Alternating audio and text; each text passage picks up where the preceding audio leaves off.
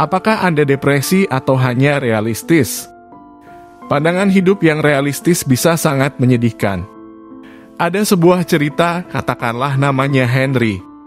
Ia adalah ilmuwan lokal yang datang menemui saya sekitar 6 bulan lalu karena stres dan ketidakbahagiaannya yang meningkat. Meskipun sangat sukses dalam pekerjaannya, memiliki pasangan dan keluarga yang luar biasa, rumah yang indah di komunitas yang aman, dan uang di bank, Henry memutuskan dia perlu berbicara dengan seorang profesional untuk pertama kalinya dalam hidupnya karena dia merasa sangat cemas dan tertekan.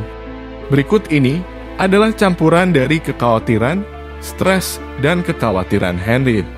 Sementara posting ini menyoroti kecemasan Henry, penting untuk dicatat bahwa banyak klien saya saat ini mengalami keluhan yang sangat mirip. Begini kira-kira katanya, "Saya benar-benar terpukul dan khawatir dengan semua kegilaan yang terjadi di dunia. Saya pikir hanya berurusan dengan pandemi adalah yang terburuk. Ternyata bahkan semuanya itu semua dijadikan satu bersama-sama. Saya merasakan banyak tekanan dalam menghadapi pandemi dan berusaha untuk bekerja dan menjaga keluarga saya tetap aman. Tapi lebih banyak yang terjadi akhir-akhir ini.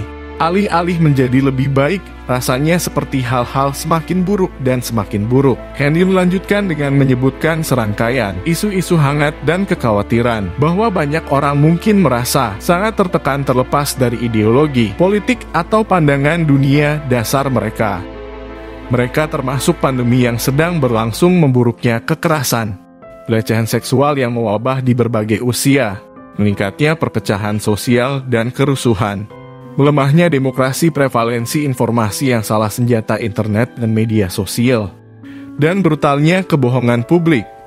Rakyat dibohongi dan dibohongi seperti cerita drama atau opera sabun. Teman-teman, bagi Henry, inti masalahnya bermuara pada keyakinannya bahwa kebanyakan orang tidak memiliki pengujian realitas yang baik. Dia merasa bahwa mereka kesulitan membedakan fakta dari fiksi dan membedakan antara konspirasi gila dan kebenaran yang sebenarnya.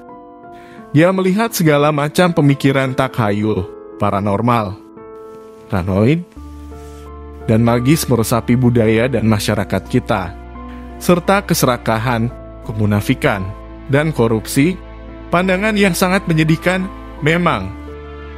Namun terlepas dari pesimisme dan fakta bahwa dia merasa sedih dan cemas, Henry tidak memenuhi kriteria untuk depresi berat atau kecemasan klinis. Saya percaya bahwa kesusahan dan ketidakbahagiaan Henry hanyalah ciri-ciri realisme depresif, pandangan dunia yang sepenuhnya rasional dan berbasis realitas namun menantang secara psikologis. Teori realisme depresif, misalnya Aloy dan Abramson, 1979, menyatakan bahwa individu yang depresi membuat kesimpulan yang lebih realistis daripada individu yang tidak depresi. Meskipun individu yang depresi dianggap memiliki bias kognitif negatif yang menghasilkan pemikiran otomatis negatif yang berulang, perilaku maladaptif, dan kepercayaan dunia yang disfungsional, realisme depresi berpendapat tidak hanya bahwa negativitas ini mungkin mencerminkan penilaian dunia yang lebih akurat, tetapi juga bahwa non-penilaian individu depresi bias positif. Tetapi banyak orang yang tidak menderita depresi sebenarnya juga memiliki pandangan dunia yang sangat realistis, namun membuat tidak bahagia karena mereka juga cenderung membuat penilaian yang akurat dan sampai pada kesimpulan yang valid yang sayangnya memperkuat bias kognitif mereka yang negatif. Tetapi rasional, perbedaan antara seseorang yang menderita realisme depresif dan individu non-depresi yang hanya memiliki pandangan dunia yang berdasarkan realitas tetapi menyedihkan terletak pada tingkat keparahan gejalanya. Orang yang depresi secara klinis cenderung memiliki gejala biologis, misalnya gangguan tidur, energi, nafsu makan, konsentrasi, motivasi, dan seks. Sementara orang-orang yang hanya didasarkan pada realitas dunia yang tidak bahagia sebagian besar menderita tekanan mental. Di dunia sekarang ini, Dapat dikatakan bahwa orang-orang yang tidak bias terhadap hal-hal negatif memiliki pengujian realitas yang buruk. Sementara orang-orang yang memiliki pandangan yang akurat dan realistis seperti Henry sangat kuat di dalamnya.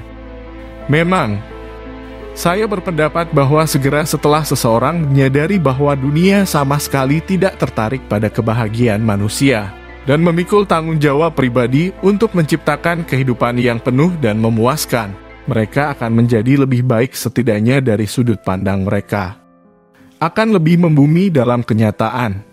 Semoga ada sesuatu yang memulihkan dunia, bahkan apabila mungkin sebuah akhir zaman dan sebuah dunia baru yang lebih baik dan ideal.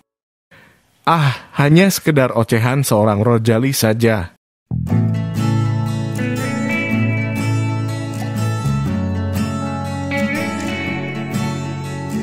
Podcast Oce.